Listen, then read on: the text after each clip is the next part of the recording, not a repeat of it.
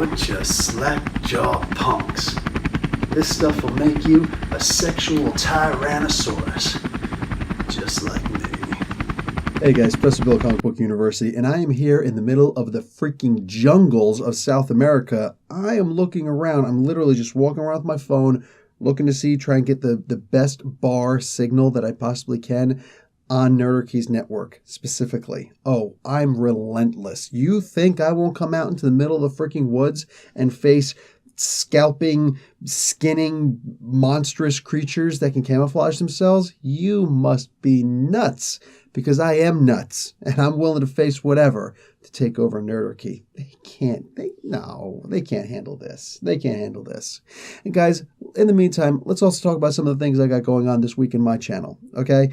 We got Metal, the latest super crossover event, and this has got to be the biggest crossover event that DC has ever done. It's covering so many different comics. It's so all-inclusive, and we're introducing brand new metals that have mystical proportions to mystical properties to the DC universe in and of itself, and it's crazy, all the things that they're doing. You gotta come and check out, and make sure you check the description below for my DC Dark Knights Metal issue number 3. I've got every single one of the comics so far that have done some kind of a crossover here, and they're just gonna get even deeper. It's nuts how much stuff is going on in the DC universe right now. You're bleeding. I ain't got time to bleed. Guys, in The Amazing Spider-Man number 789, Peter Parker's going back to his roots. He had this huge conglomerate corporation with these buildings all over the country, including the Baxter Building, the old Fantastic Four stuff. Guess what? He lost it all. Everything. He lost every penny of what he had, and he's like a recluse right now. And yeah, it's bad, but he's going back to the old Parker bad luck thing. They're doing a radical change for Peter Parker's history, and it's all starting right here in this comic book. Make sure you check it out. Check out my review. We're going back to a very familiar Spider-Man where he doesn't have money and he doesn't have a lot going for him. Come on. Come on. Old Painless is waiting. Guys, Action Comics 989 and Detective Comics 966. We have got in Action Comics, Superman has met with his father, but has his father... Yeah, that's right, his father's back. But his father is just now also going to visit Superman's wife, Lois Lane, and their son, Jonathan Kent. Yeah, you're going to have a really weird meeting with Grandpa, and he's going to tell you some things you might not like to hear. And over in the Detective Comics, we've got Tim Drake, pretty much the youngest Batman, the youngest Robin, and he's going head-to-head with Doomsday. Yeah, the big freaking Hulk-like thing with spikes everywhere who killed Superman, not only in the movie, but in the comics also. Yeah, that guy. And Tim Drake's going after him. Also an older version of himself. Is he a version of Superman? Because that might be what it takes. Anyway, go check out those comics. Check out the review. It's actually pretty good stuff. Although I do have some complaints to make about the Detective Comics version. You'll see.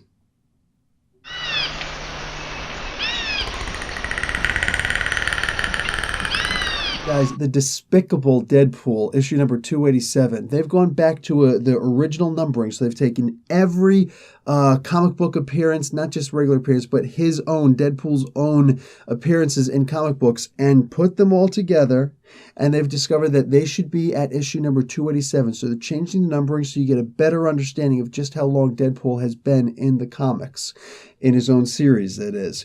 And he goes forth and he decides that he's going to be a bad guy again. He had all sorts of bad things happen to him, and he's sick and tired of being pushed around, and he wants to remind people that he's the deadliest assassin in the world. Maybe on several other worlds too. He's not playing around anymore. He's gone despicable. On top of that, we have Defenders, issue number 6. This is Brian Michael Bendis, and this is him at his best. This is easily one of the best comic books out there. It's very similar to the way that the TV show is set up. However, a lot of people, myself included, have said if the TV show would have had this script instead of the script they used, it would be the #1 TV show in the world, because it is amazing what he's got going on in this universe, and the guest stars that keep showing up, including Deadpool in this one. Go figure. It's really good. Go ahead and check out this comic book, guys. Defenders, issue number 6. Professor Billy, what are you doing? Come on!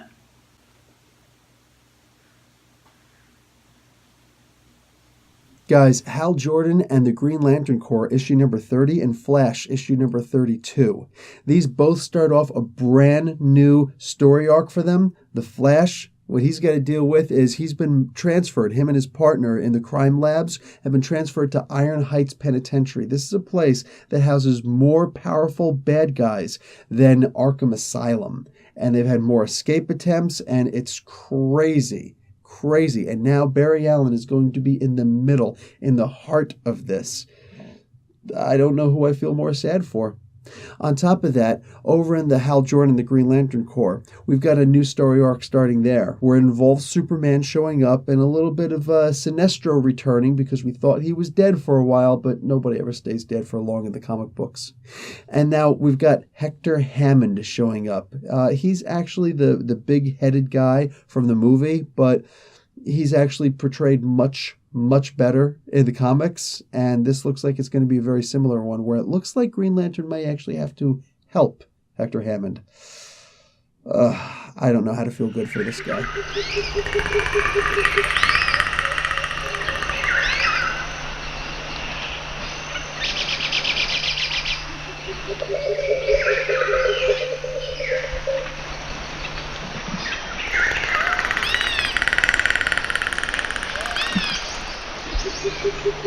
Guys, we got a couple of #1s. I love #1s. They're the easiest comics to jump on, you know? Forget about storylines and plots. You've actually got a #1 issue you can jump right on. Falcon, issue #1. That's right. Sam Wilson has decided to drop the Captain America mantle and go back to his roots of being just the Falcon, the guy with wings, with the drones, and with the little talon and the ropes and all that stuff. He's going back to that. And he's going back to his own communities, and he's trying to help things out there. The problem is there's some supernatural activity, and he's not exactly equipped for handling the supernatural. We got one of the children of Mephisto, the devil of the Marvel Universe. How exactly is he going to handle this? Guys, on top of that, talking about the supernatural, we've got Ragman, issue #1. Now, this is a seriously old character. If you know Ragman, you need to be subscribed to Comic Book University. I'm just saying. They bring back this archaic character because it turns out he's actually playing around on the Green Arrow TV show, Arrow. He's over in the Arrowverse, go figure. Anyway, they bring him back to his roots, per se, in the comic books here, in a 6-issue miniseries. And this is probably the best introduction you'll ever get to the actual comic book version of Ragman. Come on, I'm here. Kill me now. Guys, Uncanny X-Men issue #28 is a phenomenal comic book. And I'm going to say this about it. I've already said it in the review also. This is written by a guy, Jim Zub, who, go figure, clearly knows and loves these characters and is telling us all about them as if we've never heard of them before. It's really that good.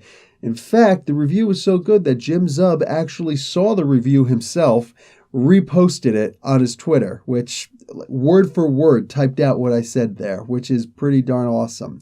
So, hey, if the creator loves it, you guys might like it too.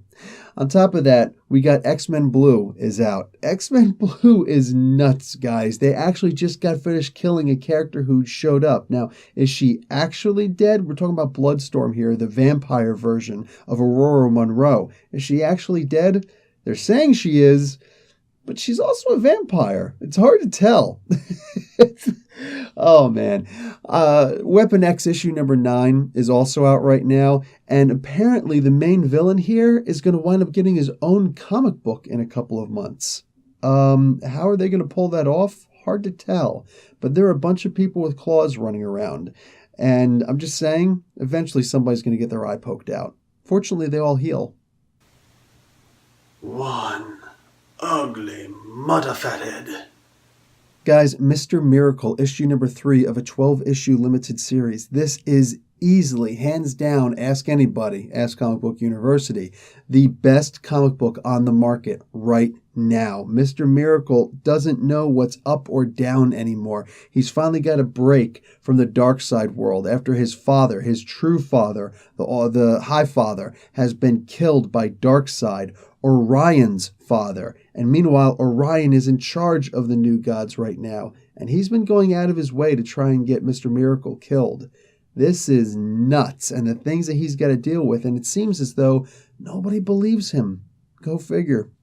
Guys, nutso comic. On top of that, you don't have to just go to Marvel and DC, the big two. I'm also reviewing every single Monday. I review any number of crazy out there indie comics or smaller company comics like Aftershock and Image. On top of that, IDW.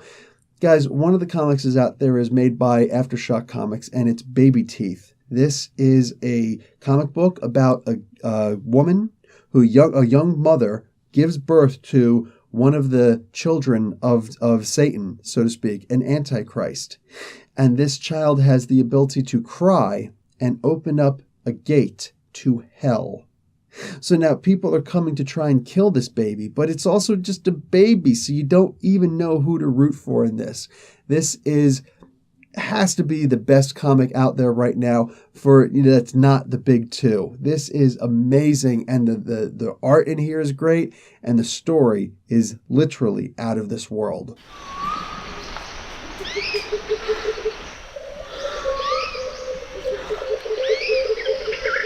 What the hell are you? Guys, were you nervous that this guy was going to get me? Forget about it. Come on. I took him down. I took his mask. And I'm going to take down Nerdarchy the exact same way. I'm going to take their beards. We'll see what happens. Add it to my own. Make it just some big, like a quilt. I can make it like a quilt. Anyway, guys, make sure you check out Comic Book University. I got the coolest reviews out there. I do all sorts of Explained in a Minute, and it's Halloween time right now. So I'm doing a lot of really fun stuff, like Jason Voorhees, Explained in a Minute. Whole lot of fun on that one. I also reviewed Pamela's Tale, which is a Friday the 13th comic book that actually explores the history of Pamela Voorhees herself, Jason's mom. Yeah, it's actually a lot of fun. A little freaky, but it's a lot of fun. You also get to meet Jason's father in that one. Come on. You know you're interested. It's a spotlight on story. Go check it out. Guys, that's really all I got for you. Nerdarchy's going down. Just stay tuned. You'll see. And on top of that, don't forget, Professor Bill, Comic Book University. Class dismissed.